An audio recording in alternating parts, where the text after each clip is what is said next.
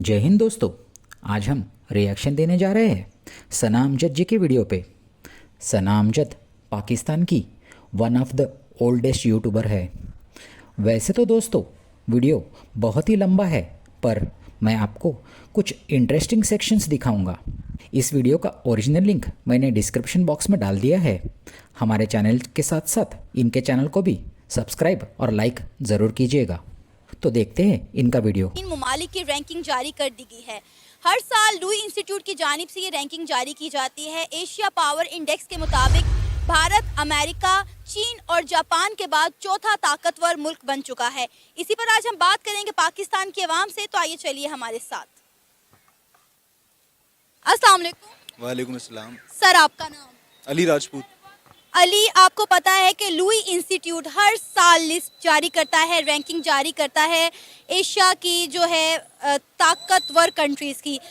दोस्तों, the Louis institute एक Sydney based think tank है जो एशिया पावर इंडेक्स जारी करता है और इसके मुताबिक इंडिया ने 4th रैंक हासिल किया है। अब आपको पता है जो हमारा हमसाया मुल्क भारत है वो अमेरिका, चीन और जापान के बाद चौथे नंबर पर आया है। क्या कहेंगे आप इस हवाले से? और पाकिस्तान की अगर हम बात करें तो पाकिस्तान जो है वो 15वें रैंक पर है और इंडिया चौथे रैंक पर। मतलब हमारे दोनों मुल्क एक साथ साथ हैं। बॉर्डर लगता है, हमें माँ जाए कहा जाता है, हमसाए कहा जाता है, लेकिन इंडिया चौथे रैंक पर और पाकिस्तान 15वें रैंक पर। इतना बड़ा फ़र्क क्यों? फ़र्क इस वजह से क्योंकि जो भारत की जो गवर्नमेंट है वो उनके अवाम के साथ मुखलिस है। हमारी गवर्नमेंट जो है वो अवाम के साथ मुखलिस नहीं है। यहाँ पर यह मामला है कि एक मिडिल क्लास या गरीब के पास खाने को पैसे नहीं है, लेकिन अभी हाल ही की बात है कि अगर कोई बाहर का ब्रांड यहाँ पर कॉफ़ी की एक शॉप ओपन करता है अपनी ब्रांच, तो 5 से 6 करोड़ का रेवेन्यू एक दिन में हो जाता है। ये भाई साहब बात कर रहे हैं टिम हॉर्टन्स कॉफ़ी ब्रांड की, जिसने हाल ही में लाहौर पाकिस्तान में अपना पहला आउटलेट खोला है। और ब्लूमबर्ग के मुताबिक the Lahore branch has seen long queues since its launch on February 11th, making the biggest opening for Tim Hortons outside Canada and US in the last decade.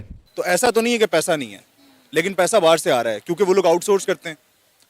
हम उनके लिए सस्ता पड़ते हैं, तो एज ए लेबर हम लोग अच्छे हैं। और जहाँ तक ये बात है कि 15वें नंबर पर, तो मैं तो मतलब हैरान हूँ कि 15 पर भी है, वरना तो मुझे ऐसा लगा कि आपने 50 का है, तो फिर मैं हाँ मतलब अगर 15 पर है तो बहुत अच्छी बात है। और जहाँ तक कंपैरिजन की बात है तो इंडिया से बनता ही नहीं है कंपैरिजन। उसका रीज़न ये है कि मार्शल लॉ नहीं लगा। ये बताएं, क्या इंडिया इस रैंक को डिजर्व करता था? इंडिया इससे ऊपर रैंक को डिजर्व करता है, 4th को नहीं, बल्कि मेरा ख्याल है कि 3rd को तो एटलीस्ट 3rd पे तो आना चाहिए उसको प्रॉपर तरीके से। तो और उसका है भी, IT जिस तरीके से संभाल रहे हैं। जी हाँ, ये भाई साहब सही बात कर रहे हैं। इंडिया की export service has hit all time high to $273 billion in 2022।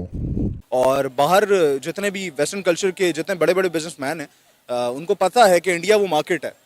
ठीक है, एस्थेटिक भी मिलेगा, अपने मुल्क को बेहतरी की तरफ ला सकते हैं, क्योंकि डेफिनेटली हम पाकिस्तानी हैं। अगर हम दूसरी कंट्रीज़ को तरक्की करते हुए देखते हैं तो हम चाहते हैं हमारा मुल्क भी तरक्की करे। लेकिन पाकिस्तान की जो यूथ है वो भी चाहती है, लेकिन इस वक्त ना तो यूथ के हाथ में कुछ है, ना ही हमारे बुजुर्गों के हाथ में कुछ है, ना ही हमारी आवाम के हाथ में कुछ है।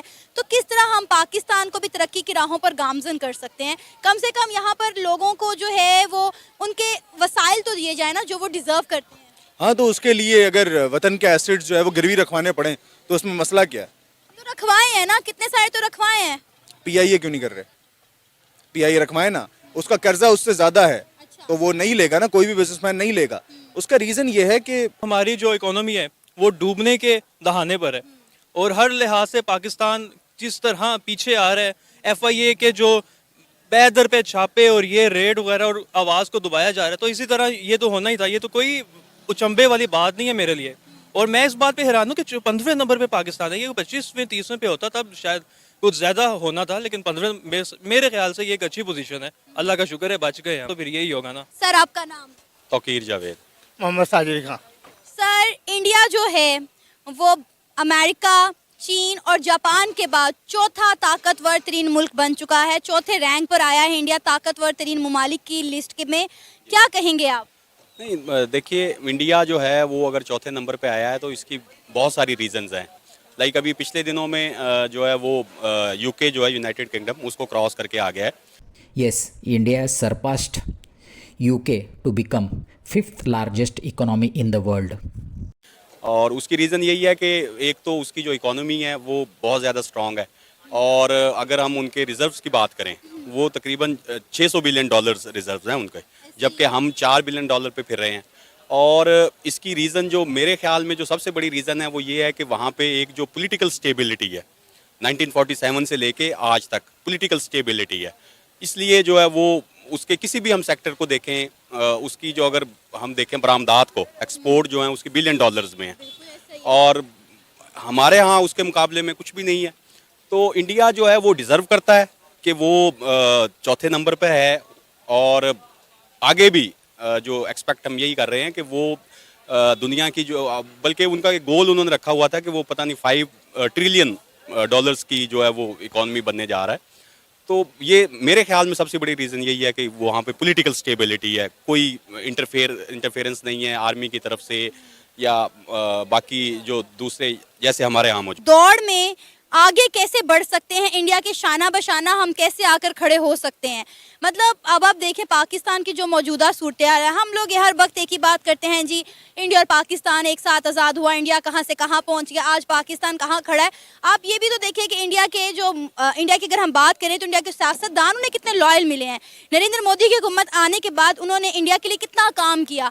हम यहाँ पे हमेशा नरेंद्र मोदी के खिलाफ बात करते हैं कि नरेंद्र मोदी जो है वो मुसलमानों के खिलाफ है, लेकिन आप देखें कि उन्होंने अपनी कंट्री को तरक्की की राहों पर गामजन कर दिया और आज कहाँ पर लाकर खड़ा कर दिया अपने मुल्क को। जी देखिए, बिल्कुल अगर हम देखें 1947 से लेके अब तक, तो वहाँ पे जो भी गवर्नमेंट आई है, पहली बात तो ये है कि वो अपने कंट्री के साथ एटलीस्ट लॉयल थे। सर आपको पता है ये रैंकिंग देते हुए बहुत सारी चीज़ों को जो है मद्देनज़र रखा जाता है, जिसमें आपकी इकॉनमी, स्टेबिलिटी, फ्यूचर रिसोर्सेज, आपकी डिफेंस नेटवर्क, हर चीज़ को देखा जाता है। तो आपको क्या लगता है कि इंडिया इस लिहाज से ओवरऑल ठीक है, वाकई में उन्होंने अपनी हर तरह से तैयारी की हुई है? जी जी बिल्कुल। देखें, आपने अभी बात की डिफेंस की, जैसे तो इंडिया जो है उसके पास S-400 जो डिफेंस सिस्टम है, उनके पास सुपरसोनिक मिसाइल्स हैं। तो मैं डिफेंस को लेके ख़ास तौर पे पाकिस्तान को डिग्रेड नहीं कर रहा, हमारा भी माशाल्लाह डिफेंस सिस्टम जो है बहुत अच्छा है, लेकिन इंडिया जो है वो यहाँ पे क्यों पहुँचा हुआ है, उसकी रीज़न्स, ख़ास रीज़न उनकी सिर्फ सबसे बड़ी रीज़न यही है कि इकॉनमी है उनकी, और उनके पास जो मैसेज है वहाँ पे, यानी कि अगर आप बात करें कि जो है तकरीबन 1.5 बिलियन लोग वहाँ पे रहते हैं, तो वर्क फोर्स उनके पास बहुत ज़्यादा है, और बहुत सारे जो उनके निज़ाम है उनमें एक ट्रांसपेरेंसी है जो कि हमारे यहाँ पाकिस्तान। दोस्तों, वीडियो को रखते हैं यहीं तक। वीडियो पसंद आया होगा तो वीडियो को लाइक और चैनल को सब्सक्राइब ज़रूर कीजिएगा।